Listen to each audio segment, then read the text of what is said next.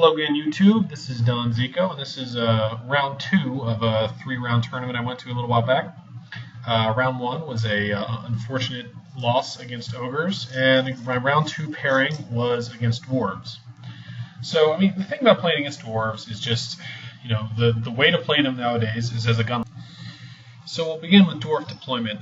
Over on his right, he's got his first artillery piece. That's a cannon with, I don't know the exact rune loadout, but it had flaming attacks, so trouble for my Hydra. He's got a unit of like 15 handgunners, or I guess they're called thunderers with dwarves next to it. Next to that, he's got his grudge thrower number 1. This one does not have flaming attacks, but I think it's strength 5. Then he's got a unit of iron breakers, which is interesting. You don't see iron breakers very much. But anyway, he's got iron breakers. I want to say somewhere in the neighborhood of 20 of them. Then he's got an organ gun. He's got a unit of, I think, longbeards with a battle standard bearer. Somewhere in the neighborhood of 20 of them, too. Behind that, he's got his anvil with a rune lord on it. And I don't know the exact loadout on the rune lord, but he had, you know, the runes where he takes your your power dice and gets it and turns it into a dispel dice. He had the rune where you dispel a spell and have a chance to destroy it, and you know, a couple other runes. Dwarf magic defense being the way it is. And next to that, he's got a second organ gun. And a unit of warriors past that. Of course, all of the dwarves that can have great weapons do have great weapons. Next to that, he's got another grudge thrower. This one has flaming attacks, and I think it was also strength 5. And then over way out on his left, he's got another cannon. This one without flaming attacks. So that's the dwarf army, about what you more or less would expect to see. He's got his 6 artillery pieces. He's got his 3 blocks of dudes with great weapons. He's got some missile troops just for the heck of it. And magic defense from the anvil. So against all that, I've got a pretty normal setup. So my Hydra is standing behind the one piece of terrain substantial enough that he doesn't have line of sight on me, so that if I don't get first turn, then at least he can't shoot at my Hydra. And I figure that basically, because I've got the Pendant of Caliph on the Pegasus Rider, and because the Cauldron of Blood is very resilient, the only really juicy targets for his cannons are my Hydra. So if I can hide it from turn 1, then he might essentially have to waste a round of shooting there. But anyway, so I've got my Hydra way over on my left, my Pegasus Rider on top of the hill, because he's got the Pendant of Caliph, so he fears no war machine. On top of it, then my Crossbowman deployed way up to the line, my Cauldron of Blood deployed way up to the line, my Black Guard deployed right up to the edge of the deployment zone, my bunker behind them, my Spearmen and my Corsairs also deployed way up to the edge of the deployment zone. And then over on his right, on my right, I've got my Shades deployed up, so hopefully they can get some pretty quick charges against his war machines before they do too much damage. So he's going to get first turn, which is always unfortunate against a gunline army, and his movement phase is non-existent. He just stays put and shoots me. But when he starts shooting, it goes downhill for him pretty quickly. His first organ gun is going to shoot at my Shades and roll a misfire, get to re-roll the artillery dice, roll another misfire, and then roll a 1 on the table, so it blows up. So they actually had bonus scenario points for getting the first destroyed unit, and so I've got those victory points before I even have a first turn. That's just how badly this guy's rolling. Basically, I guess he hit my bunker unit with 1 grudge thrower and killed a bunch of dudes, but he wasn't able to get like a follow-up shot with the cannon to kill my mage or anything like that. So he basically killed nothing that mattered of my army, and he lost one of his organ guns, so that was pretty bad. And he tried to use his Anvil of Doom to do something or another, but he rolled a 1. Nothing bad happened on the misfire chart for it, but he still rolled a 1, so it, sat there. And then on my turn, I'm going to move up with everything. What you can see here is I'm trying to use my Pendant Pegasus to screen my Hydra, because the Hydra's really afraid of that flaming cannon. Everything else is a lot less likely to kill the Hydra outright. So I put my Pegasus in front, figuring that, if the cannonball hits the Pegasus and doesn't kill it, which it almost certainly won't, then it won't keep on bouncing through to the Hydra. And now, I could have put the Pegasus closer to the Hydra to screen it better, but I wanted to be really sure that the Pegasus would get that turn 2 charge against the War Machine. And if I put him right in front of the Hydra, that gets to be a really long charge. So I left a little bit of space there for him to try and bounce through, but it still reduces the odds of the Hydra getting hit.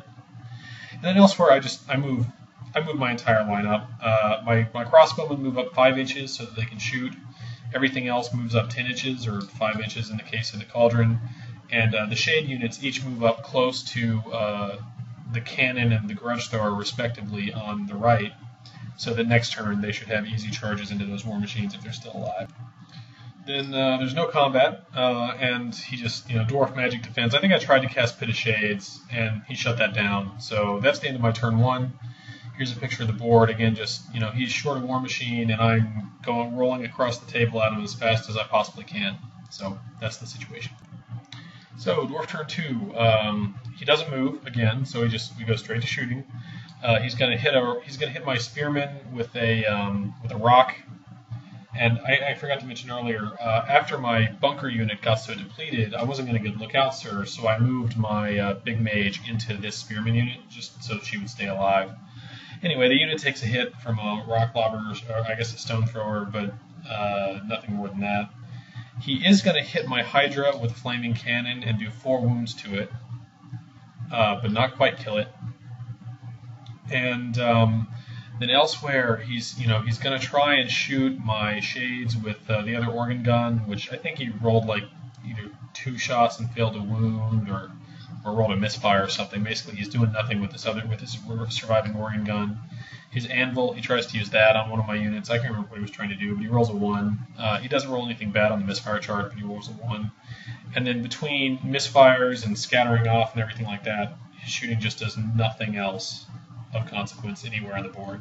So this is really phenomenally bad rolling, because at this point, I'm going to be killing it 3 War Machines next turn, and he's wounded my Hydra and killed maybe like a dozen elves, just spear elves, and that's not enough.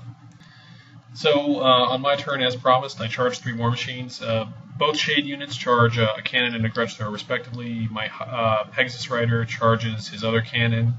So that leaves 1 Grudge Thrower and 1 Organ Gun undamaged.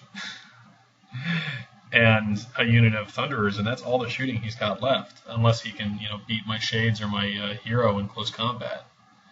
And then elsewhere, just, I move up with everything else, but that's pretty much it.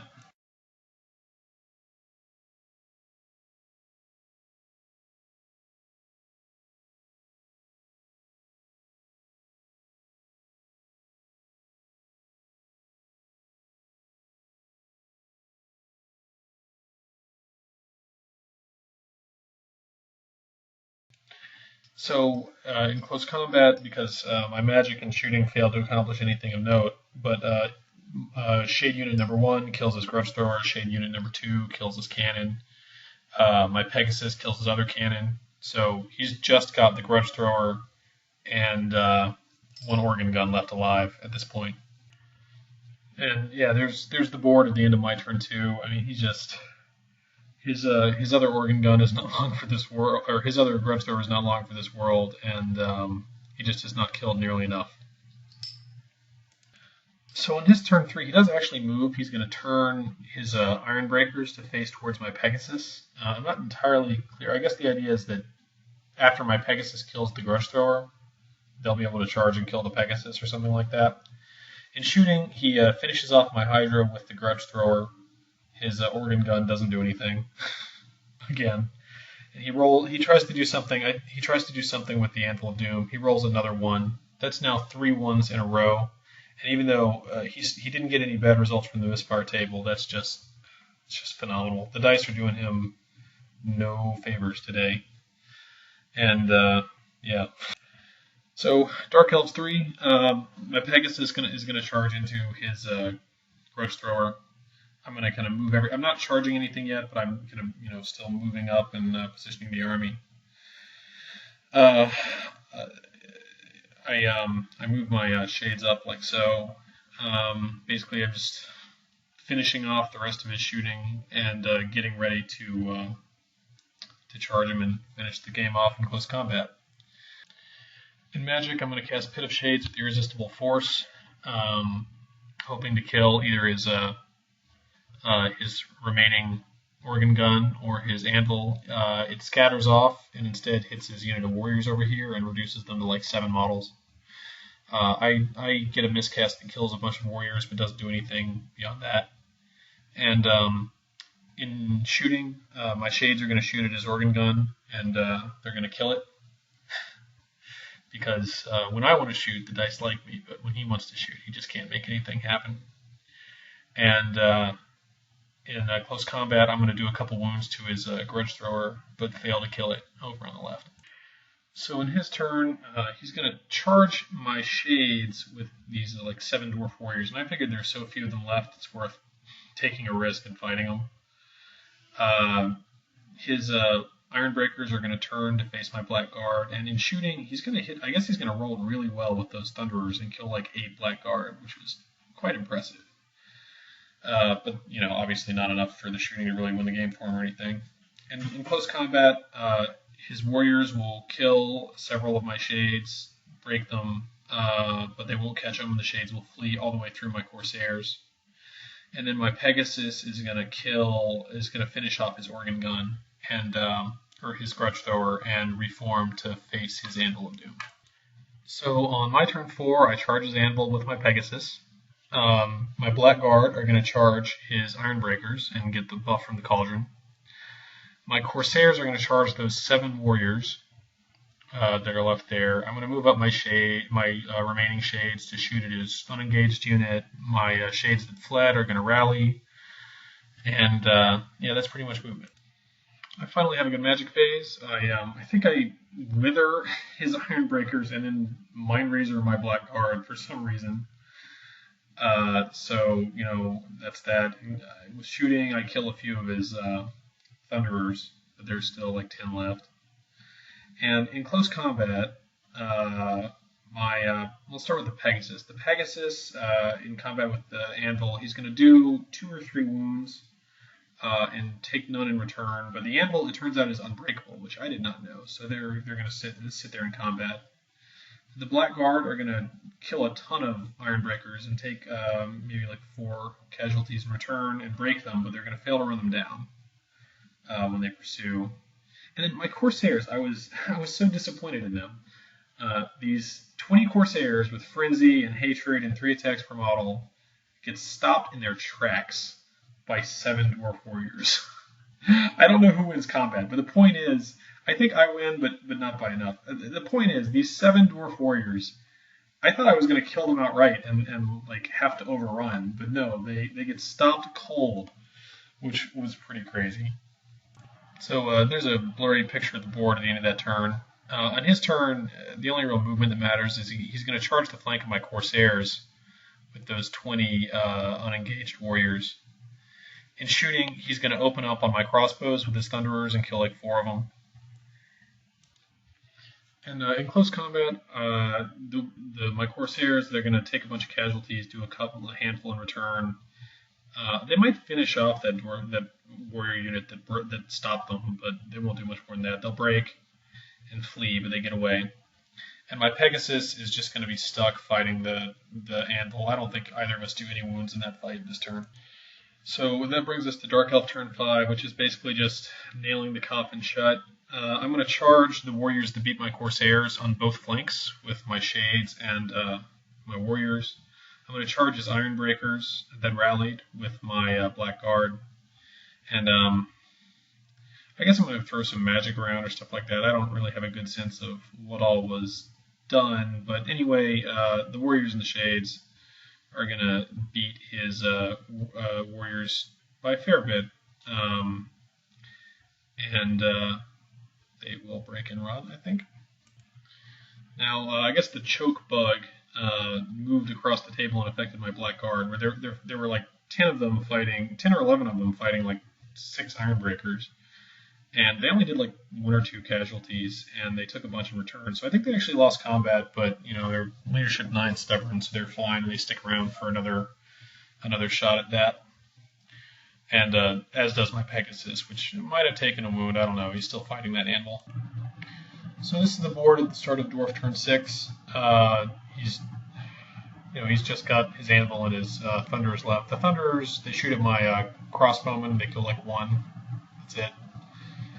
And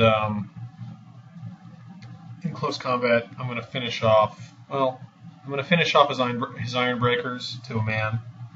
So at the end of his turn 6, he's only got like the handful of thunderers left. In my last turn, I'll charge his anvil with my warriors, hoping to actually finish it off. But I'm not able to, so that's pretty much where we stand at the end of the game. So that's the game. It's I guess a massacre for the Dark Elves, although this tournament, they don't really care how much you win by, just a win is a win. And, this was all luck. It's just all luck. I mean, we were counting, and in his first turn, he rolled 4 misfires. And you just, you can't win a game with this kind of army if that's how the dice are treating you, and that's how the dice were treating him. His anvil, he tried to use it 3 times over the course of the game, and every single time he rolled a 1. Went straight to the misfire chart. I mean, it was bad. So anyway, even if it was all luck, it was nice to get a good solid win after a frustrating loss to ogres in round 1. I guess, the dice treat you wrong and then they treat you right. So I'm going to be 1-1 going into round 3, and yeah, that'll do it. So thanks for watching, and hopefully I'll have the 3rd video from this event up pretty soon.